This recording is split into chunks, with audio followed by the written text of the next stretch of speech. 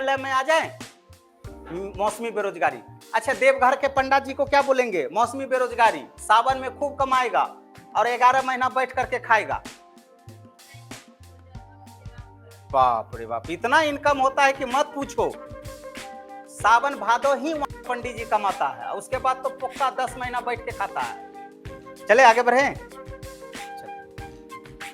वर्ष के कुछ मौसम में कार्य करना तथा शेष मौसमों में बेरोजगार रहना मौसमी बेरोजगारी कहलाता है। मौसमी बेरोजगारी भारत के ग्रामीण क्षेत्रों में देखने को मिलती है। अदृश्य बेरोजगारी या छिपी हुई बेरोजगारी या प्रक्षुण बेरोजगारी। अदृश्य बेरोजगारी के प्रतिपादक जॉन रॉबिन्सन है, जिसकी मानव स्वरूप व्याख्या ए.के. सेन ने की। अदृश्य बेरोजगारी भारतीय कृषि की सबसे प्रमुख बेरोजगारी है। भारतीय कृषि क्षेत्र में प्रायः देखने में तो सभी लोग कार्य में लगे रहते हैं, परंतु कुछ लोगों को कार्य से हटा दिया जाए तो कुल उत्पादन पर कोई प्रभाव नहीं पड़ेगा। ऐसे लोगों को अदृश्य बेरोजगार कहेंगे। अब संरचनात्मक बेरोजगारी, ये सभी इंक्लूड चला गया कहाँ? संरचनात्मक में, ठीक है। और उसके बाद ये सभी का हम लोग क्या देख लेंगे? चक्रीय में। यदि आपसे चक्रीय बेरोजगारी पूछ दिया, वहां पे ऐच्छिक का घर्षणात्मक नहीं दिया, तब क्या कीजिएगा? तो आप समझ जाइएगा संरचनात्मक मतलब शहरी और ग्रामीण वाला क्षेत्र। शहरी में भी कैसा? औद्योगिक और शैक्षिक। ग्रामीण में भी कैसा? मौसमी और प्रक्षुण, ठीक है ना। अब आ जाइए संरचनात्मक। भारत में सबसे अधिक बेरोजगारी संरचनात्मक बेरोजगारी पाई जाती है। यह बेरोजगारी अल्प विकसित देशों की विशेषता बन गई है। अल्प विकसित देशों में विकास के निम्न दर वाले, तो वहीं विकास के निम्न दर तथा बढ़ती जनसंख्या फैलने के कारण संरचनात्मक बेरोजगारी बढ़ रही है। अब आ जाइए चक्रीय बेरोजगारी। चक्रीय बेरोजगारी की स्थिति विकसित देशों में देखी जाती है।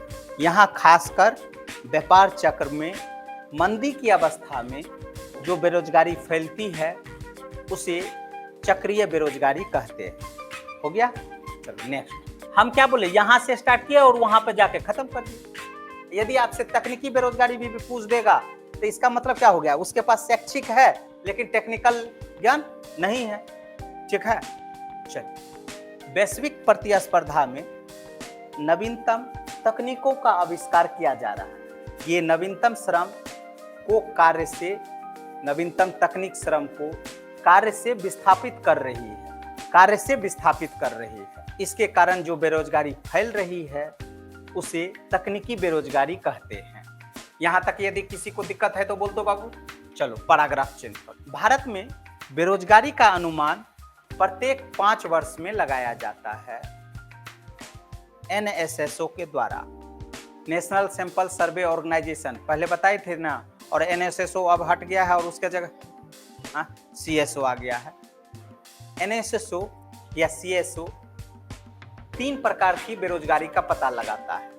एक, सामान्य स्थिति बेरोजगारी, या इसी को बोलेंगे चिरकालिक बेरोजगारी, या इसी को बोलेंगे हम लोग खुली बेरोजगारी। दूसरा, साप्ताहिक बेरोजगारी, और तीसरा, दैनिक स्थिति की बेरोजगारी। जैसे श्रम सब होता है, रोज उसको काम मिलेगा, उसका रोज का जीवन यापन होगा, वो एक दिन वाला काम होता है। फिर क्या होता है, जैसे ईंट भट्ठा जाओ तो वहाँ साप्ताहिक होता है, हफ्ता में तुमको पेमेंट करेंगे, ठीक है।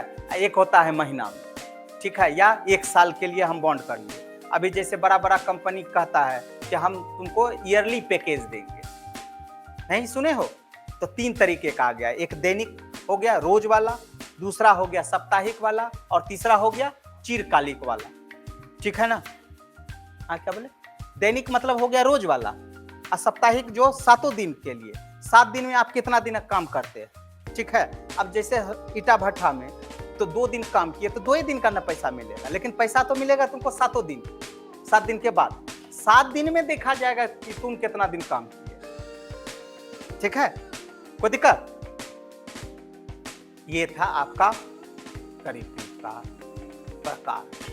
अब यदि आपसे गरीबी का कारण कोई पूछेगा तो गरीबी का कारण कुछ भी बता सकते हो। नेक्स्ट पॉइंट अब हम लोग क्या चलेंगे, बेरोजगारी के कारण, ठीक है, और उदारीकरण और वैश्वीकरण में इसका देखेंगे। तो कारण कुछ कुछ बताइए, क्लियर है? चले आगे बढ़े। अब हम लोग कारण पे देखें, बोले है ना? चल, तुम लोग का तो दिमाग काम नहीं किया कारण पे, आ जाइए।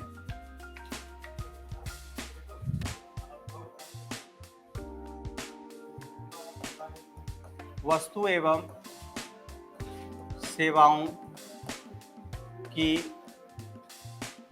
प्रभावी मांग।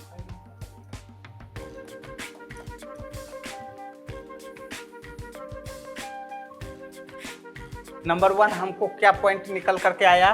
वस्तु और सेवाओं की प्रभावी मांग। अब यहां पर भी आपको बेरोजगारी का कारण बना। बोलो कैसे बाबू? सपोज करो वस्तु और सेवा है। क्या है? वस्तु और सेवा। अभी मान लो कि डिमांड चल रहा है परवल का। किसका चल रहा है? परवल का। और तुम उपजाएगा भिंडी, चलेगा?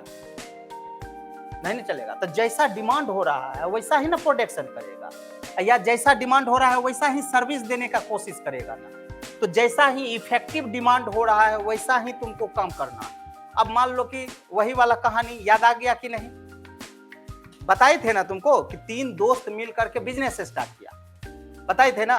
और 3 दोस्त मिल करके वो क्या किया? एक टेम्पू खरीदा, है ना? टेम्पू खरीदा, 4 दोस्त था, है ना? 4 दोस्त था, टेम्पू खरीदा। 1 महीना में कोई भी उसका टेम्पू में नहीं बैठा था। तब बताए थे ना कारण। क्या कारण था? एक चलाता था, 3 बैठा रहता था, ठीक है ना? बोला कि एकदम रुको रुको रुको रुको, ऐसा करते हैं गैरेज खोलते हैं। चारों मिल करके गैरेज खोला, ठीक है ना? गैरेज भी कौन मंजिला पे खोला? 4 मंजिला पे खोला। अब कोई जाएगा 4 मंजिला पे? तुम जाएगा मोटरसाइकिल ठीक कराने अमित? नहीं। बोला कि जब से ये टेम्पू लिए हैं भदवा का काम कर रहा है, ये टेम्पू को पहाड़ पर से फेंकेंगे, ठीक है? पहाड़ पे किसी तरीके से चढ़ा दिया, लेकिन वहां से फेंक रहा है तो गिर नहीं रहा है। काहे? तो 2 आगे से धक्का मार रहा है, 2 पीछे से धक्का मार रहा है। तो जैसा डिमांड हो रहा है वैसा तुरंत काम करने लगे। तो यहाँ वस्तु और सेवाओं का इफेक्टिव डिमांड, जैसा मांग हो रहा है, तो या तो वस्तु का क्या होगा या तो सेवा का, ठीक है ना? अभी मान लो कि ज्यादातर काम कैसा मिल रहा है मालूम चला? सपोज करो कि टेक्निकल का ज्यादा चल रहा है डिमांड लेवल, अब तुम्हारे पास कोई टेक्निक ही नहीं है, तो क्या तुम रहोगे कि नहीं बेरोजगार? तो कारण आ गया ना। तो वस्तु और सेवाओं का प्रभावी मांग, पहला कारण निकल गया। दूसरा कारण संरचनात्मक वृद्धि।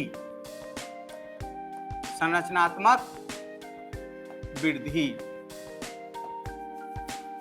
अभी संरचनात्मक वृद्धि देखे यहां विकसित या विकासशील देशों का ये क्या निकल गया है? कारण निकल गया, सबसे बड़ा कारण।